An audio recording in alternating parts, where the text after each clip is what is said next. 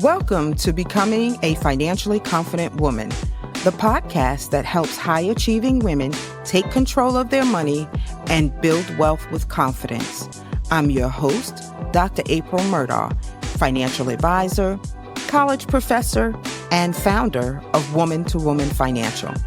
I've got women through retirement planning, generational wealth building, and everyday money decisions. Beyond the credentials, I understand the struggles on a personal level. I've experienced widowhood, divorce, homelessness, and the challenges of being a single parent. Those experiences shaped my mission to help women like you gain the clarity, confidence, and strategies you need to take control of your financial future. This podcast is where professional expertise meets real-life experience, so you can move forward without fear or overwhelm. Let's dive in.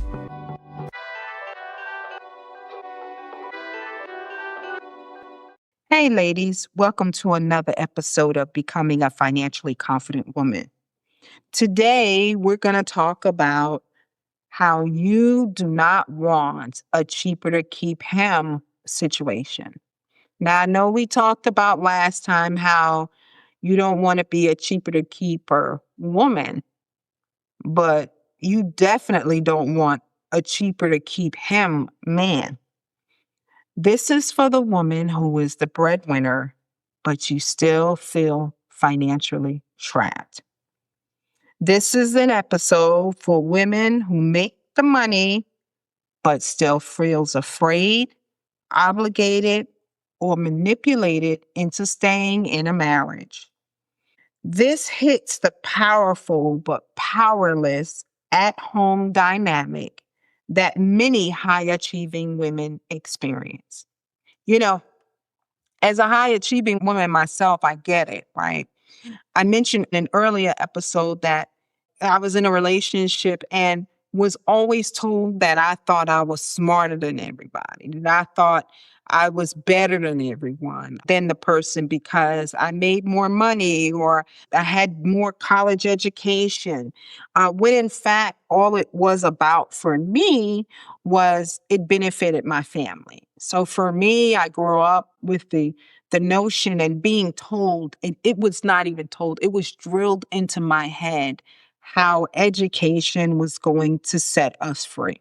As a Black woman in a Black family in this country, I was tasked and I was made to believe that I needed to get my education.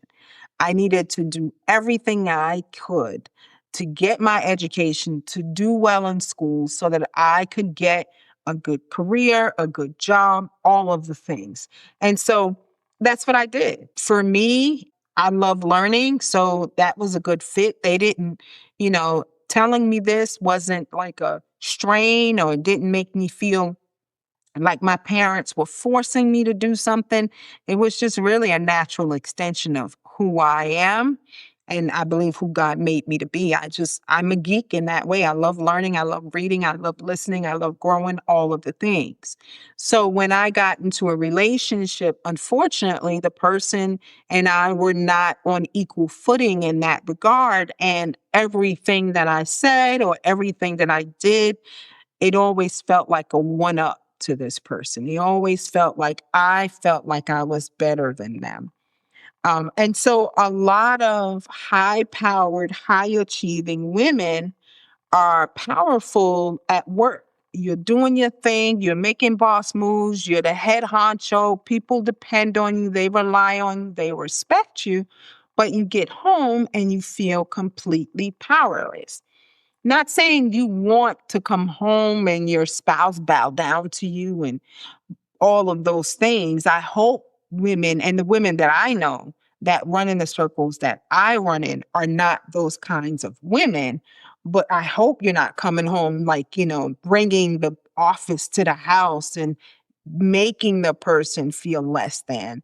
But I think a lot of times the person feels that inadequate because it's them. It's on them. It's not on us. And so a lot of times when I meet these powerful, super successful, smart, and beautiful women, they are stuck in marriages because it's cheaper to keep them. So let's talk about that. Let's talk about how the powerful but a woman feels powerless at home. And what is it? What is a cheaper to keep him woman? Well, she makes the money, right? So she's the primary breadwinner. She's the one that's paying the bills. She financially carries the home. So the way they live, the lifestyle that they live is a result of the work that she does and the paycheck that she earns or the business that she runs. And she is scared of leaving because she knows it's going to cost her. I cannot tell you the number of women that I know that have been and are in this situation. But she's miserable. She's unsupported or she's financially abused. So, that woman could, like I said, do all the things on the outside and come home to someone who is jealous or feels inadequate, comparing themselves to her and lashes out, and she feels miserable. She feels like her work is better than her home life. And so she wants out, but she is scared of doing it because it's going to cost her, right? So there is the issue.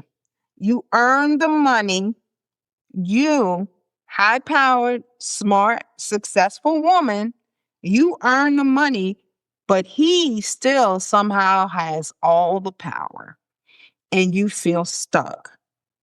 So let's talk about how financial abuse shows up when you, the woman, makes the money. Let's say he spends recklessly because he knows you're going to cover it. He knows you got it. He's running up the credit card. He's out with the boys, doing the things, right? Or he guilt trips you for making more. Oh, you think you better than me because you make more money than me. You think you better than me because, you pay all the bills, and he tries to belittle you. He weaponizes the kids or the lifestyle, right? So he weaponizes that. He kind of beats you over the head with that. Or better yet, he refuses to work or even contribute. I know of a relationship where the husband never worked, never.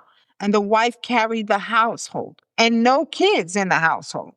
So he refuses to work or contribute, or he may even hide his own financial behavior. How is he doing things? He's hiding it. He's being secretive. He savages your career or your earning potential. And it may not be overt, it may not be in your face, but just having to deal with the mental load that you got to deal with when you come home, the fact that you are completely freaking miserable is enough to make you feel like, hey, you are in a tough situation and you feel abused, right? So that is another way that they can show up. He acts entitled to your income. Like he deserves it. He's entitled to it, right? Those are some ways that financial abuse shows up when women are the breadwinners. And let's talk about why they stay. Why do they stay? I wondered that because I'm gonna tell you, I mean, I was the breadwinner, but I guess I'm a little cuckoo for Cocoa Puffs because I was like, if I can do this here, I can do it anywhere. And I was willing to risk it all. Don't be crazy like me. I'm not telling you, you got to have a plan. I did have a plan. I made a plan. I was very strategic. And what I did, like I said, I gathered some assets. I sold some stock. I went and found a job in another city. I was very methodical on how I was doing things. And I was very upfront about it as well. So let's talk about why the winning women stay. Why the women who are successful stay. The main thing is they're scared of losing their assets. They're scared of losing all that they've built. They're scared that they got to pay this person. Now they got to pay alimony for this person. The person may have been a complete deadbeat, or they may have been someone who, was abusive verbally, mentally, emotionally, just abusive. But they're scared now. I got to pay this person. And the problem is, the longer you stay in the relationship, the higher the potential is, but depending on the state, that you'll have to pay alimony. The fear of uprooting your children. If you have children, that is a big, big, big fear. And like I said, totally get it. I was that person. I had to uproot my children. I did that. Wasn't the thing that I liked to do. I just kept believing that there was better on the other side, that it had to be better than this. It just did. And I'm telling you, for so long I did. I carried guilt. I felt bad. I regretted things because, yeah, I did uproot my children. But, when you talk to them now, they have a different story. Then there is fear of rebuilding your life alone. Like, yo, this journey is lonely. I am not going to lie. I did this in 2008. I'm coming up on 18 years single, divorced, all of that. It can be a lonely journey. And yeah, I'm not going to lie. There are periods in my life where I'm like, oh my God, what did I do? I feel alone. I haven't met anyone that is my equal yet. And so that's also a struggle. I just refuse to let loneliness rule my decisions. And I have my reasons for waiting. And I'm fine with my life now. But I tell you, for a while I did have some internal regrets, and especially, changing my children's lives and them not being with their dad anymore. That was a tough thing. I didn't want to be a statistic where, as a Black woman, you know 50% of marriages end in divorce. I wasn't happy about that. But for me, really, it was my sanity and my kids. But it can be a very lonely road. And then there's the fear of looking like the strong one who failed.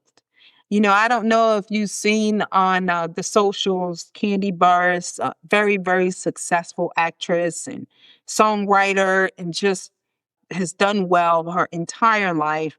Married some years ago and is now going through a very public divorce in relationship. And she was the breadwinner when the marriage got together. She was at least smart enough to get a prenup. But, there's a feeling of, she was the strong one. She was the one that did it, and did it right by all appearances. But it failed, right? It didn't work out. And so there's this internal feeling of failure that comes along with that. But listen, even powerful women can feel financially stuck at home. So let's talk about how to stop being in a cheaper to keep him marriage. Separate business and personal finances. I'm going to tell you again, separate business and personal finances. I'm a believer, if you're in a marriage relationship, that everything goes into a pot, and everything related to the household, the lifestyle of the two of you in the household and the kids gets paid out of there. Hey, ladies, I want to take a quick pause to share something exciting with you. If you've been enjoying these conversations and you're ready for a community of like-minded women who are growing, thriving, and building wealth together, then you need to join us in the Prosperous Woman Collective on Facebook. It is a safe space where ambitious women connect, share resources, celebrate wins, and encourage each other on the journey to financial confidence and prosperity. You don't have to walk this journey alone. Come be a part of the sisterhood. Just search Prosperous Woman Collective on Facebook and request to join today. I cannot wait to welcome you in. I also believe that each of you should have your own money. So once those things have been accomplished, you guys agree on, how much money each of you guys are going to have out of this pot. And now you have your own money to do with what you will, right? You can save some of it, you can invest some of it, you can shop, whatever you want to do with it, right? But I do believe that. And so if you want to stop being in this type of relationship, you need to separate some things. You need to separate your business and your personal finances. You need to be very clear about that. You need to make sure that you updated your beneficiaries on your financial documents. The worst thing, and I said this in the last podcast, and I'm shouting this from the rooftops, and I'm being repetitive about this because this happens more often than not where the spouse dies or becomes ill and the wife is not beneficiary on the accounts, on the bank accounts, on the retirement accounts, on the IRA accounts. And if that happens, then things, depending on the state, can get tied up in probate and all the things. To avoid a probate situation, make sure that your accounts are titled with a beneficiary on it. Very important. Then create a personal emergency fund. So, with that money that you have after everything is done, create your own personal emergency fund. Like, what will it take if something happens for you to be able to sustain yourself? What is that number? Is it, typically emergency fund is 3 to 6 months of expenses. Well, if you calculate what it would cost to live on your own for 3 to 6 months, make that a goal for yourself. Understand your marital versus non-marital assets. So, depending on the state you live in, some assets are marital and some assets are not. And so, things like inheritances, they may not be marital assets. So, if you're going to inherit money from your family or you have inherited money from your family, that is not necessarily a marital asset. So, you need to understand, based on the state that you're in, what is a marital and what is a non marital asset. And the way to do that is to talk to an estate attorney, to figure out a divorce attorney, to get a good picture of all the assets you have and what would be marital and what would be non-marital. Get a financial planner early. Listen, the women that I serve, these women are not, making $8 an hour. Okay. These women are doing well financially. They have great incomes.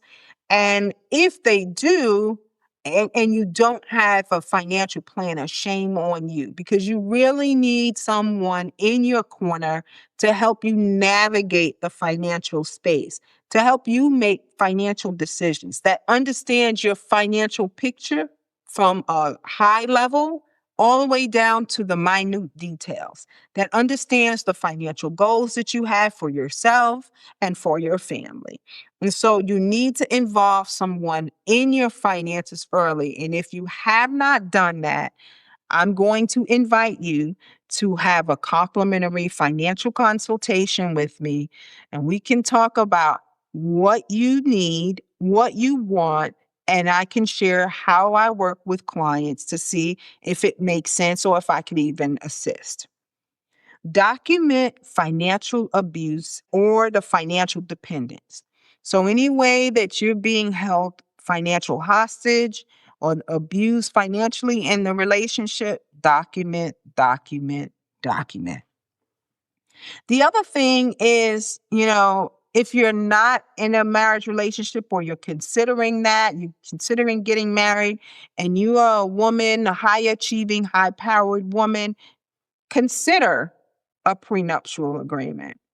There are situations when you're married, you can complete a postnuptial agreement. And there's a podcast about that. I interviewed an attorney. So if you want to know about more about prenups and postnups, just look for the podcast. I interviewed attorney Chris Jackson, and you can learn all about that. So if you want to stay, how do you regain control? Well, you set boundaries around spending. You require shared accountability, right? You require that both of you work together and are accountable for the finances in the household. I don't care who is the breadwinner. If you're going to stay, everything needs to be on open and on the up and up. Build a joint financial plan, right? So if you're going to stay, both of you need to get a neutral financial planner and work together to build that plan. Involve a couple's financial therapist. This is a new thing. Financial therapy has become a new phenomenon. They have financial therapists out there that are certified. You and your spouse, if you suspect there is, you feel financial abuse or financial hostage, and you're going to stay in the marriage, then you two should seek the help of a financial therapist. They can help you navigate that space, deal with financial issues that may be the result of the way you grew up and mindset and all of the things that impact that. And then just rebuild without guilt, right? Listen, you don't have to explain anything to anybody. The only thing I'm saying is you have to feel good about your decision. If you're going to stay, which I am a proponent for marriage. I am all about marriage. I am just for staying in a healthy relationship, not one where you feel miserable and are being abused. So what if you leave? What if you decide that, look, it's time? Well, you got to deal with some of the fears. You got to deal with the alimony. You've got to break down child support and what that could potentially look like. You got to understand the retirement impact of you leaving. You have to understand the business impact of what you're leaving. You have to understand the lifestyle changes, how things will change. If your spouse was, helping with picking up the children, what does that look like now? So I want to give you some hope. You can rebuild. You can recover. You can rise higher than ever before. And listen, I am a testimony. I'm telling you that right now because I was so down in the dumps. I didn't know what I was going to do. There was no place. And I'm telling you, my life looks so much better now. I have so much more peace and contentment and joy.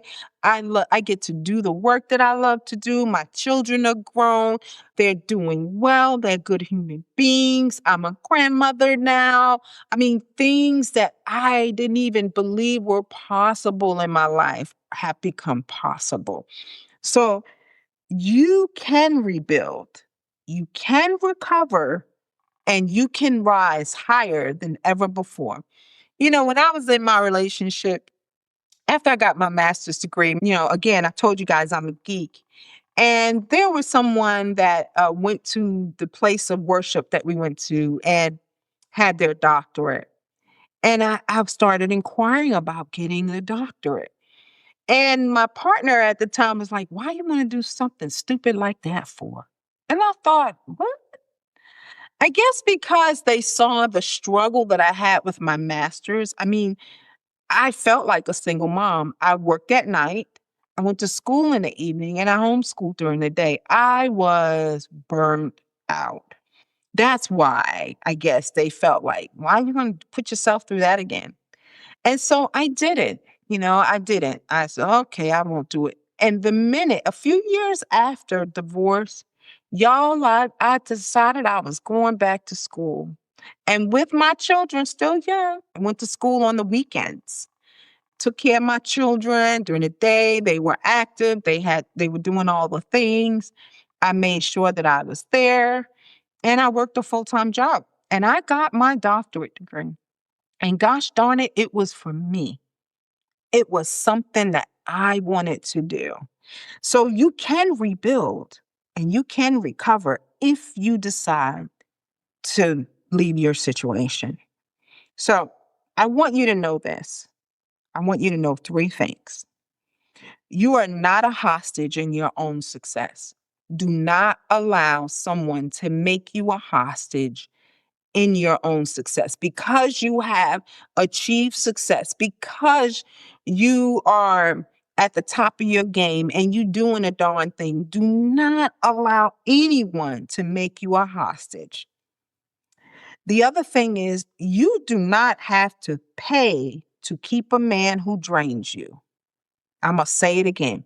You do not have to pay to keep a man who drains you. You just don't.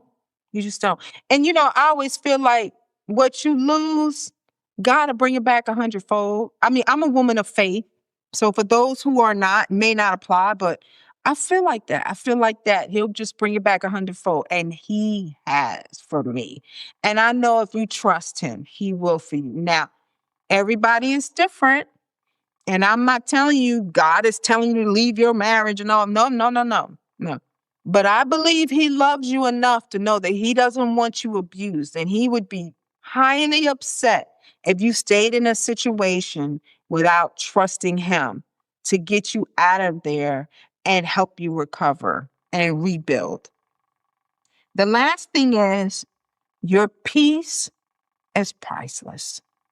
Your peace is priceless, and your future is worth investing in. Let's stop allowing yourself to be a financial hostage in a marriage. Let's stop blaming yourself and start either doing the things to prepare to get free or doing the things to prepare to stay, knowing that you two are going to work together and setting appropriate boundaries. Listen, like I said all the time, I'm not a negative Nelly. I'm not a man hater. I'm just pro woman. I'm just pro my sisters. And I am so tired of seeing us being hurt by men who don't value us, who fumble us, who manipulate us, who, just don't make us feel good, who are not true partners. And I'm tired of us staying in relationships out of fear, out of just shame, out of thinking they failed. People are people, and that what may have started out right may not continue to be right. I don't know, but I know this, ladies. I know this. You deserve better. You deserve God's absolute best for your life. And I promise you, if you listen and take the time to listen to your God and be guided by him, or whoever that is, that you can be free from this. And there is hope on the other side of this. There really is hope. But you've got to start making some moves. You've got to make the first step. Do what you can to get the education and begin to set yourself up to be financially free from the situation that you may find yourself in. Listen, if you need some help or you need to talk to someone, I invite you to schedule a financial conversation with me. I do offer those complimentary, and there'll be a link that you can click on and you can schedule one at your convenience. And I wish you a wonderful, wonderful holiday and a happy new year. I really want you to commit to getting this area of your life together in 2026. Y'all, personally, I'm doing the same thing. There are some things in my financial life I've got to get organized. I've got to tighten up. I've got to do better. And I'm committed to the fact that if I get to live to 2026, I am going to do things differently. I'm going to do things better. And I'm going to be proud of how I handle money and how I show up for myself. And ladies, I want you to have the same experience. So thank you for listening again, and stay tuned for the next episode. Thanks for listening to Becoming a Financially Confident Woman. I know from experience that confidence with money can change everything. Be sure to subscribe, share this podcast with another woman who needs encouragement, and visit Woman to Woman Financial to schedule your confidential financial conversation. Remember, you are becoming a financially confident woman.